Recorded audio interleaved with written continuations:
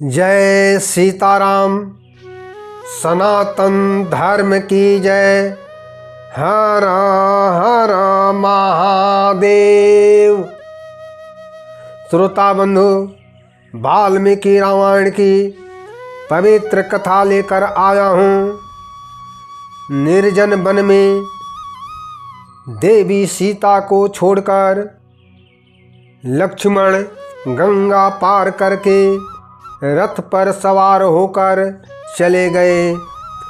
तब उस निर्जन वन में जनक नंदनी वैदेही अपना कोई रक्षक न देखकर जोर जोर से रोने लगी। देवी सीता रोते रोते मूर्छित होकर धरती पर गिर पड़ी। वहाँ से कुछ दूरी पर ऋषियों के बालक सूखी लकड़ियाँ इकट्ठी कर रहे थे।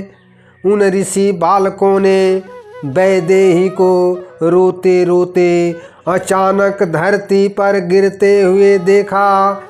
श्रोता बंधुओं, मैं पंडित गोपाल जी तिवारी सत्य सनातन ज्ञान संगम चैनल से माता सीता और प्रभु श्री राम के चरणों में प्रणाम करते हुए चैनल पर सभी श्रोता बंधुओं का स्वागत करता हूँ।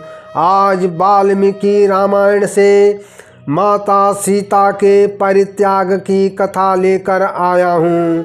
चैनल का उद्देश्य धार्मिक कथाओं को अधिक से अधिक जानकारी श्रोताओं के पास पहुँचाना है। जनक नंदनी वैदेही की जय। सनातन धर्म की जय।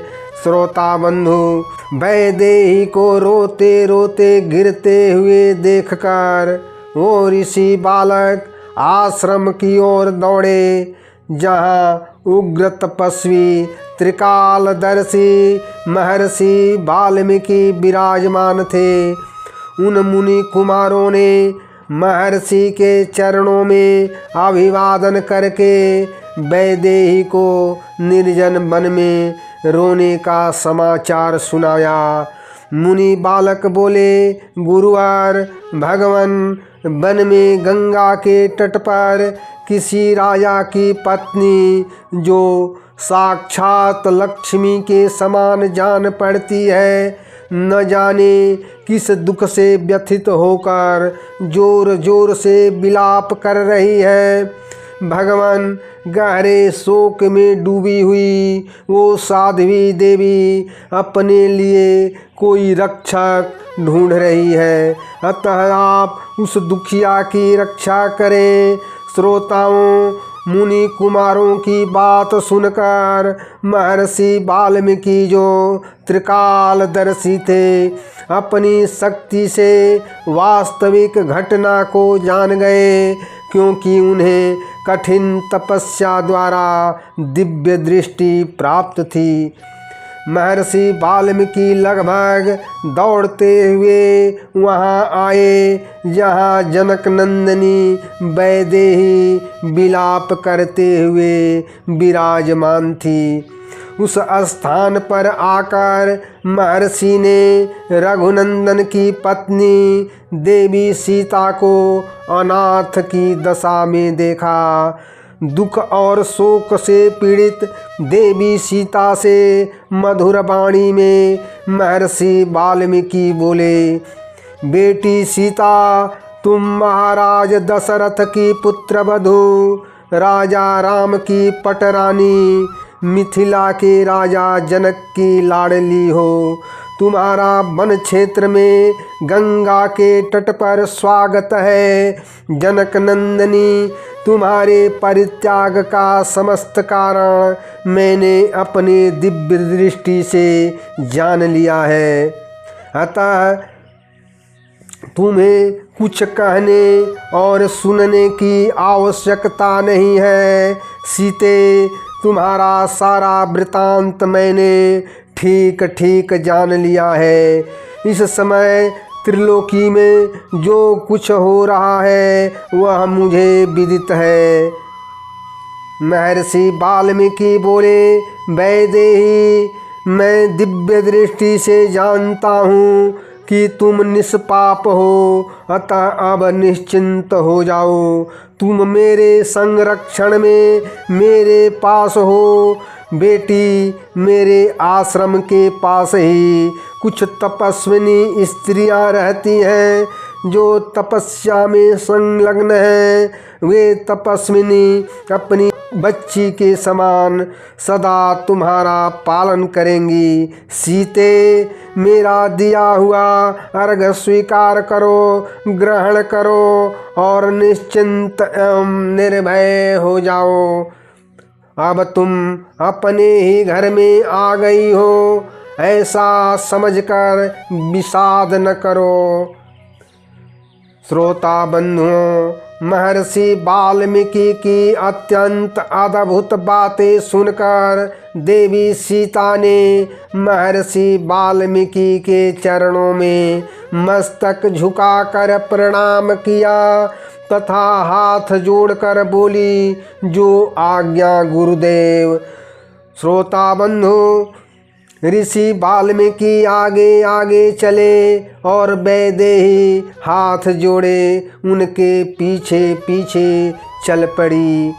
वैदेही के साथ महर्षि को आते देखकर मुनि पत्नियां महर्षि के पास आई और प्रसन्नता के साथ बोली, मुनि श्रेष्ठ, आपका स्वागत है।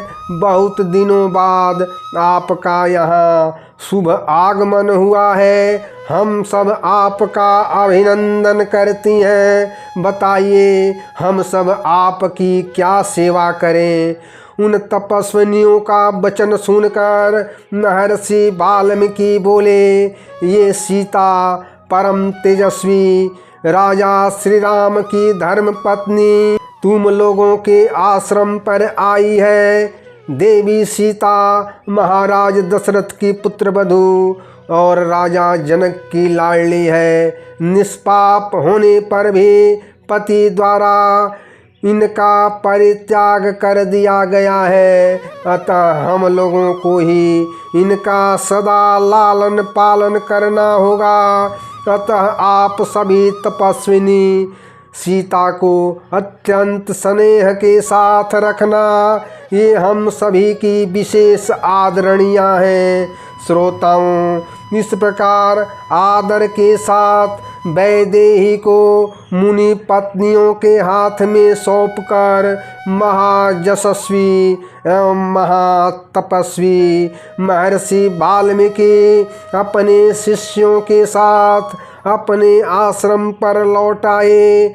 विदेह कुमारी वैदेही की जय। श्रोता बंधुओं, वाल्मीकि रामायण की कथा के अनुसार निष्पाप होने पर भी अयोध्या के जन समूह द्वारा निंदित देवी सीता का राजा राम द्वारा परित्याग की कथा सुनकर एवं महान तेजस्वी महर्षि वाल्मीकि द्वारा आदि शक्ति देवी सीता को अपने आश्रम पर तपस्विनी मुनि पत्नियों के संरक्षण में आदर के साथ रखने की कथा प्रेम से सुनकर उस समय के अयोध्या वासियों को धिक्कारते हुए लाइक करें, कमेंट करें, शेयर करें। चैनल को अभी तक सब्सक्राइब नहीं किए हैं तो चैनल को